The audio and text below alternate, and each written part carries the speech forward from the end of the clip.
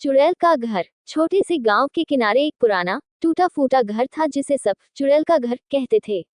गांव के बड़े बूढ़े बताते थे कि उस घर में कभी एक परिवार रहता था जिनकी मृत्यु रहस्यमय परिस्थितियों में हो गई थी।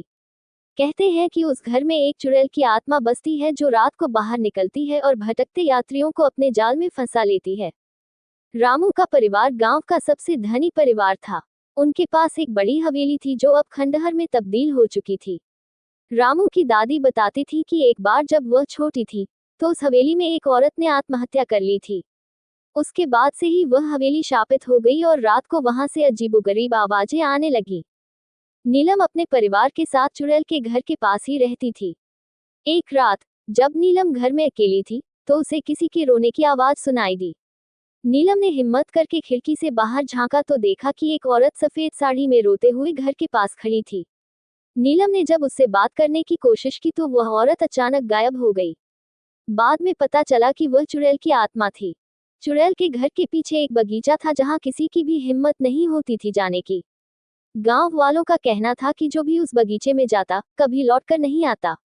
एक बार गांव के कुछ नौजवानों ने हिम्मत करके उस बगीचे में जाने का फैसला किया, लेकिन उनमें से कोई भी वापस नहीं आया। तब से वह बगीचा वीरान पड़ा है। राजू ने एक रात सपना देखा कि वह चुड़ैल के घर में फंसा हुआ है और वहां से निकलने की कोशिश कर रहा है। सपने में उसने देखा कि घर के अंदर की दीवारें खून से सनी हुई हैं और एक औरत उसे पुकार रही है। राजू की नींद टूट गई, लेकिन वह सपना उसके दिल और दिमाग में घर कर गया। अगले ही दिन राजू ने वह गांव छोड़ दिया। चुड़ैल के घर में एक प्राचीन किताब थी जिसे कोई भी छूने की हिम्मत नहीं करता था।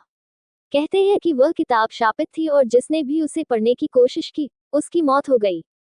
एक दिन एक तांत्रिक उस किताब को पढ़ने की कोशिश करने आया, लेकिन कुछ ही दिनों में उसकी भी रहस्यमय परिस्थितियों में मौत हो गई। गांव की बुजुर्ग महिलाएं बताती थीं कि चुड़ैल के घर के पास से गुजरते समय रात को अक्सर पायल की आवाज सुनाई देती थी।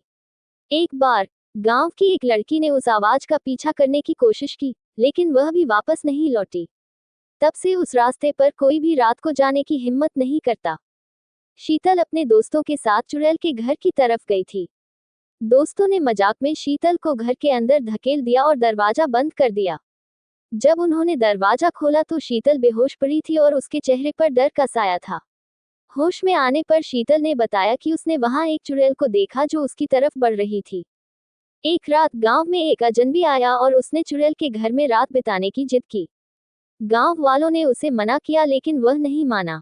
अगले दिन सुबह गांव वालों ने देखा कि वह अजनबी घर के बाहर मृत पड़ा था और उसके चेहरे पर भयानक डर था।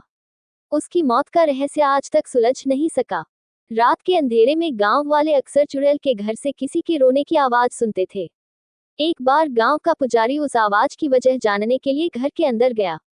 वहां उसने देखा कि एक औरत की आत्मा घर में फंसी हुई है और मुक्त होने की कोशिश कर रही है। पुजारी ने उस आत्मा की शांति के लिए प्रार्थना की और घर से बाहर निकला, लेकिन वह भी कुछ ही दिनों में बीमार पड़ गया।